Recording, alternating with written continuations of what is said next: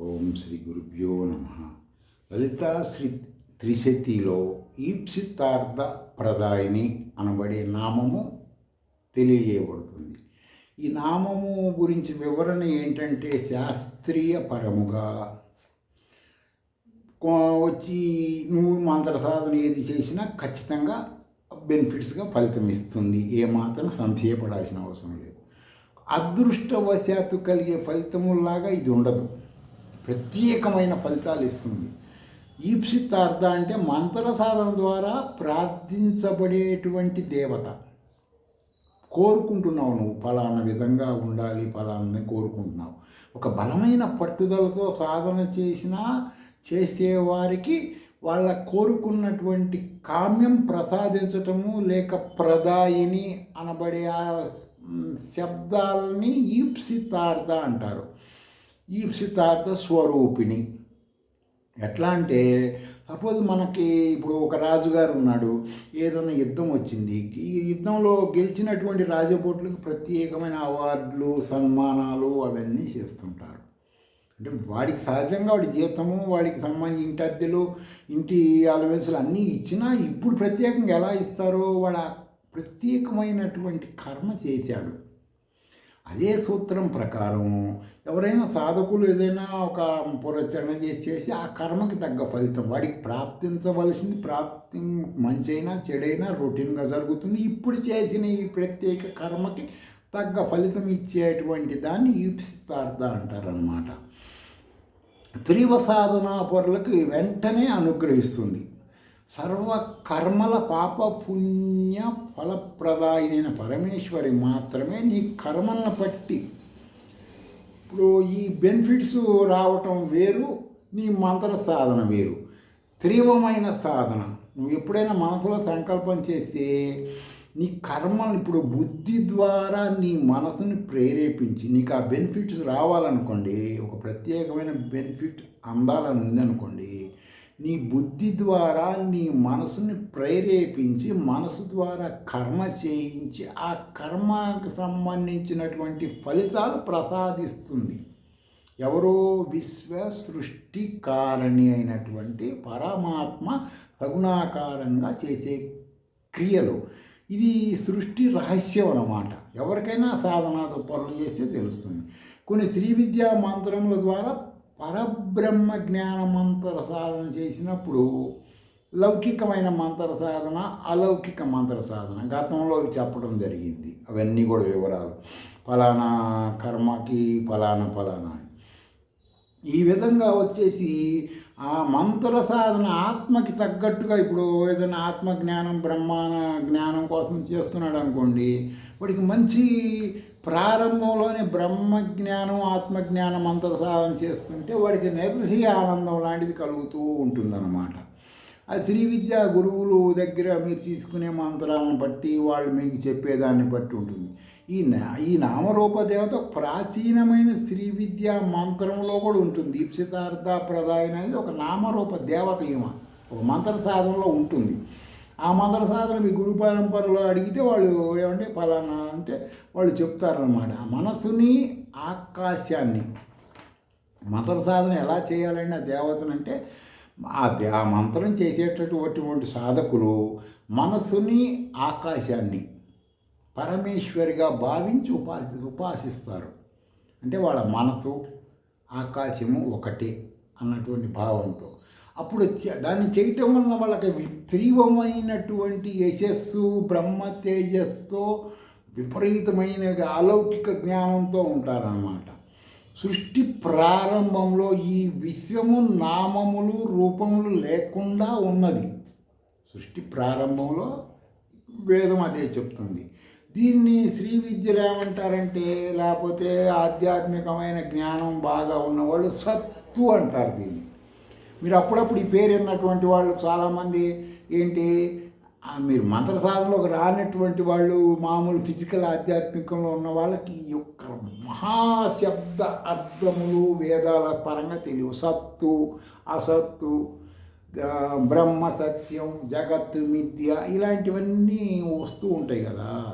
సృష్టి ప్రారంభంలో సత్తుగా ఉండేది ఎవరో ఈ మంత్రము, ఈ నామరూప దేవత.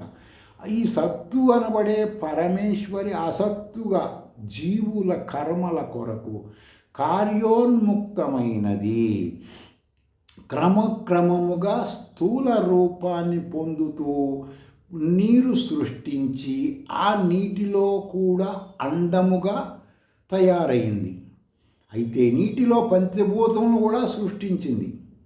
కాబట్టి పంచభూతములతో కలిసి అండముగా అయ్యిందన్నమాట. పంచభూతములో కలిసి అలంకారం కోసం మీకు వెంటనే ఈ లలితా సహస్రనామం చదివినా మంత్రసాధన చేసినా మీకు ఇది టక్మని స్ఫురణకు వస్తే జ్ఞానం పెరిగి షార్పుగా వచ్చి మంత్రసిద్ధి కలుగుతుందని చెప్తున్నాను అన్నమాట. కొంతకాలానికి ఈ అండము పగిలి 2 ముక్కలు అవుతుంది. ఈ ముక్కల్ని వెండి బంగారముగా భావించవలెను. వెండిలాగా కనపడేది కింద ఉన్న భూలోకము, బంగారంలాగా కనిపించేది ద్యూలోకము. ఈ గుడ్డుని కప్పి ఉంచే పొర పర్వత సమూహములు, కొన్ని సౌండ్స్, అందులోంచి వచ్చిన కొన్ని వినిపించే ధ్వనులు, అంటే దేవతా శక్తులుగా భావించాలి ధ్వనులు అంటే. వేదాల్లో ఇప్పుడు 33 కోట్ల మంది దేవతలు ఉన్నారు అని ప్రాచీనమైన శృతి ప్రామాణిక వచనము. అజ్ఞానులకి, అవిద్యాపరులకి, పరంపర ఆధ్యాత్మిక పరులకి ఆ 33 కోట్ల దేవతల జ్ఞానం ఉండదు. శ్రీ విద్యా పూర్ణ దీక్షాపరులకి మాత్రమే ఆ జ్ఞానం ఉంటుంది. ఎట్లా అండి వాళ్ళకు ఉండదంటున్నారు? మరి వాళ్ళలో చాలామంది స్వామీజీలు, పీఠాధిపతులు, మఠాధిపతులు, అవధూతలు, బాబాలు, ఫకీర్లు, ఇంత లక్షల మంది ప్రపంచంలో వాళ్ళకి ఎందుకు ఉండదండి? 33 కోట్ల మంది దేవతలు అంటే 33 కోట్ల మంది దేవతలు నీలో ఉన్నారని శృతులు చెబుతున్నాయి. వాళ్ళేమో బయట ఎత్తుకుతున్నారు కదా. హాస్యాస్పదం కదా. బయట నువ్వు 33 కోట్ల మంది, అందుకే కదా చాలామంది జ్ఞానం లేని వాళ్ళు ఏమంటారు చూడండి, ఈ భారతీయుల్లో చాలా 33 కోట్లు నవ్వుతూ ఉంటారు కదా. నీళ్ళు ఎర్ర కణాలు, తెల్ల కణాలు, క్రోమ్ ఎన్నో ఉన్నాయి కదా. ఒక సైన్స్ పరంగా నువ్వు విశ్లేషించుకో, 33 కోట్ల మంది ఉంటారో లేదో నీకు తెలుస్తుంది. ఇప్పుడు ఇట్లాగే బ్రహ్మం గారి దగ్గర ఒక అతను ఇట్లాగే ఏదో చెప్తుంటే వాడి ఇంటికి వెళ్ళే పెళ్ళాన్ని కోస్తాడనమాట. కనపడుతుంది ఏమో 33 కోట్ల మంది, కనపడదు. బ్రహ్మం గారి దగ్గరకు చెబుతాడు, ఏమంటే మీరు చెప్పారు ఇంటికి వెళ్ళి నా మావిడిని కోసారండి, కనపడతలేదండి, ఏం చేయాలండి అంటాడు. అప్పుడు బ్రహ్మంగారు భార్యను బతికించి వాడికి చెబుతాడు జ్ఞానం. అదొక కథ, అలంకారం కోసం అన్నమాట. ఆ విధంగా 33 కోట్ల మంది సత్యమే. ఒక్కొక్కళ్ళు ఒక్కొక్క విధంగా శక్తి సామర్థ్యాలు. నీ శరీరంలో తెల్ల కణాల్లో ఇప్పుడు 100 ఉన్నాయి అనుకోండి, ఒక 50ని చంపేశారు అనుకో, ఏమవుతావు? వెంటనే దుప్పుడు కప్పుకొని పడుకుంటావు కదా నువ్వు. రోగనిరోధశక్తి తగ్గిపోగానే బయట నుంచి అటాక్ చేస్తాయి కదా నిన్ను. దుప్పుడు కప్పుకొని వణుకుతూ పడుకుంటావు. చలికాలం కూడా వణుకొస్తూ, ఎండాకాలం కూడా వణుకొస్తూ ఉంటుంది. ఎండాకాలమైన వణుకొస్తూ ఉంటుంది. బగబగబగ మండుతున్న ఎండలు కూడా వీడు వణుకుతూనే ఉంటాడు. అంటే ఆ దేవత లక్షణాలు వీళ్ళు లేవు. ఇది సబ్జెక్ట్. వాటిని అర్థం తీసుకోవాలి. అందుకే ప్రకృతిని ప్రసాదించింది పరమేశ్వరి. నీ కర్మ అనుభవించడానికి అలాంటి కర్మ వచ్చినప్పుడు ప్రకృతి నుంచి వచ్చిన ఆహారాన్ని ఔషధంగా తీసుకుంటే ఇక్కడ ఈ తెల్ల కణాలు పెరిగి నీకు మళ్ళీ ఈ దుప్పటి కప్పుకునే బాధ పోతుంది. ఇవన్నీ ఎట్లా తెలుస్తాయండి? నిశ్చితమైనటువంటి విధంగా మంత్ర సాధన చేసి తెలుస్తుంటాయి. మీరు ఆలోచించండి ఇవన్నీ. అంతేగాని ఓవర్గా పరిగెత్తి ఆధ్యాత్మికం చేసి ఎట్లా తెలుస్తాయి? కొన్ని శ్రీ విద్యా మంత్రముల ద్వారా ఆ జ్ఞానం వస్తుంది. శ్రీ విద్యా గురువులు తెలియజేస్తూ ఉంటారన్నమాట. సరే అండి. మరి ఇప్పుడు ఈ గుడ్డుని కప్పి ఉంచే పొర వచ్చేసి పర్వతాలు, సమూహాలు, నదులు, నాడులు. ఈ గర్భములో, ఆ గర్భములో, ఏ గర్భంలో? పరమేశ్వరి ఒక సృష్టి ప్రథమంలో ఆదిలో మానవుల కర్మల ఫలితాలు, సుషుప్తిలో ఉన్న మానవులందరూ కూడా మళ్ళా రావటానికి, వాళ్ళు నివసించటానికి, ఉండటానికి తన శరీరం పెంచుకుంటూ పరమాత్మ నిరాకార పరబ్రహ్మ సగుణాకారంగా మారి ఈ విధంగా పంచభూతాలు, తర్వాత ప్రకృతి, తర్వాత సృష్టించినప్పుడు ఆ గర్భంలోంచి పుట్టిన వాడే ఆదిత్యుడు. ఆదిత్యుడు లేకపోతే అందరూ చచ్చిపోతారు కదా. అందుకని మా తప్పదు కదా, ఆయన కూడా సృష్టిస్తుంది. ఆయన తనలోంచి ఒక శక్తిని ఆదిత్యుడిగా సృష్టిస్తుంది. ఆ ఆదిత్యుడితో పాటు బాగా దూర ప్రాంతాలకు అంటే వినిపించే ధ్వని శబ్ద శక్తులను కూడా సృష్టిస్తుంది అన్నమాట. అందుకే చూడండి, సూర్యోదయము అస్తమయాల్లో ఆ దేవతలకు సంబంధించిన ధ్వనులు వినపడుతూ ఉంటాయి. అవి వినగలిగితే ఆ ధ్వనులు వింటే అత్యంత సంతోషంగా ఉంటుంది మానవులకి. కొన్ని శ్రీ విద్యా మంత్రముల ద్వారా ఆ జ్ఞానం మీరు తెలుసుకోవచ్చు. కొంతమంది శ్రీ విద్యా గురువులు తెలియజేస్తూ ఉంటారు. ఇప్పుడు ఏకాంత సమయంలో సూర్య సంధ్యా సమయంలో కూర్చొని ఈ ధ్వనుల్ని కొన్ని ఆధ్యాత్మిక సంస్థలు మనసు కట్టడి చేసి అన్నీ మూసుకొని కూర్చుంటే లోపల ఓంకారం వినపడుతుంది, విను విను విను అంటుంటారు కదా. అర్థమైందా మీకు? ఇప్పుడు కళ్ళు మూసుకొని కూర్చొని నువ్వు బ్రీతింగ్ వింటూ ఉంటే దాని ద్వారా నీకు హంస సోహం సోహం ఇట్లాంటివి సౌండ్స్ వినపడుతుంటాయి అని చెప్తారు కదా. ఎక్కడి నుంచి వినపడుతున్నాయి? ఇది అర్థం అన్నమాట. అంటే శృతుల ద్వారా ఆధ్యాత్మికం చేస్తే అర్థమవుతుంది. ఆ శబ్దం ఎక్కడి నుంచి వస్తుంది? బయట నుంచి రావట్లేదు కదా. ఎక్కడి నుంచి వస్తుంది? బయట నుంచి రావట్లేదంటే నీ ఎదురుకుండా కాదు, సూర్య ఉదయం సమయములో ఆ ధ్వనులు వినపడుతుంటాయి. చూడగలిగితే వాటిని ఓంకారంగా వింటూ ఉంటారు కొంతమంది యోగులు అలాంటి వాళ్ళు, హిమాలయ వాళ్ళు చెప్తూ ఉంటారు అన్నమాట.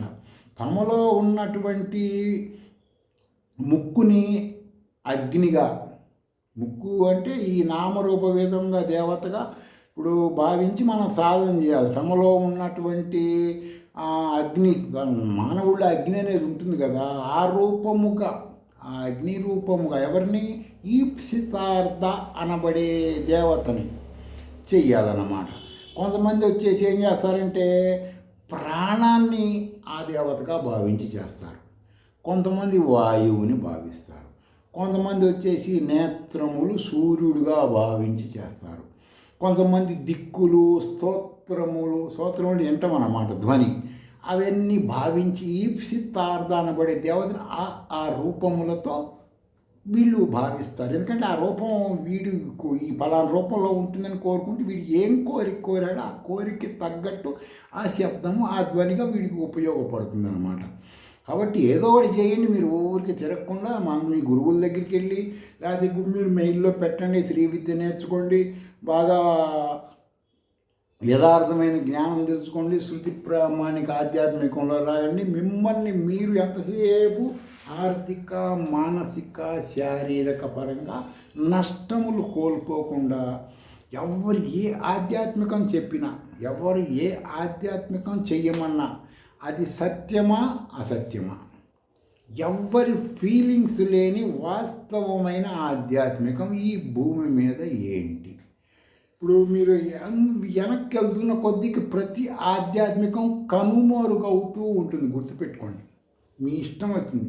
నిన్న ఒక మానవుణ్ణి ఒక దేవుడిగా, తర్వాత అతను ఎలా జీవించాడు, అతను ఆకలి కోసం కష్టాలు పడ్డాడు కదా. బట్ అతను ఎట్లా అవుతాడు దేవుడు? కాదు కదా. కొంతమంది స్వలాభం కోసం దాన్ని క్రియేట్ చేశారు. దానిని మీరు అంధపరంపరంగా నమ్ముతున్నారు. భారతీయులు దేన్ని నమ్మాలి? శబ్దములు అర్థములు. శబ్దాలు అంటే ఏంటి? వేదములు. వేదాన్ని బట్టి నువ్వు శబ్దము ద్వారా తెలుసుకోవాలి. అవన్నీ అలౌకికం కానిటువంటి దేవతా శక్తులు. అలౌకికం అంటే ఏంటి? లౌకికం అంటే ఏంటి? లౌకికం అంటే ఏంటి? నువ్వు క్రియేట్ చేసుకున్నావు. అలౌకికం అంటే ఏంటి?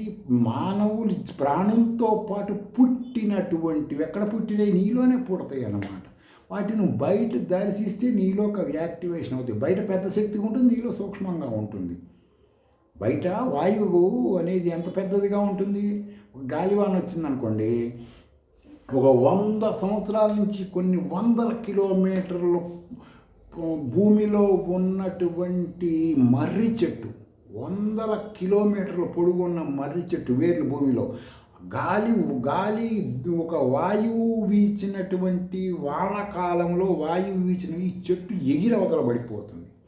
అదే వాయువు నీలో ఉన్నది కదా, దాన్ని నువ్వు ఎలా వాడుకుంటున్నావు? ఆ వాడుకునే విధానం ఎట్లా? ఒక మంత్ర సాధన వాయువు సంబంధించి ఓం యం వాయువే సర్వ ప్రాణాధిపతయే అని మంత్రం ఉంటుంది కదా. ఆ మంత్రం మీరు సాధన చేసి మీ బాడీలో వాయువు మొత్తం కరెక్ట్గా వస్తుందన్నమాట. అంటే నీ మరణానికి కారకమయ్యే వాయువు నీకు అమృతం ఇస్తుంది అప్పుడు. ఇది శ్రీ విద్య అన్నా లేకపోతే శృతులు చెప్పినటువంటిది. ఆలోచించండి. స్వస్తి.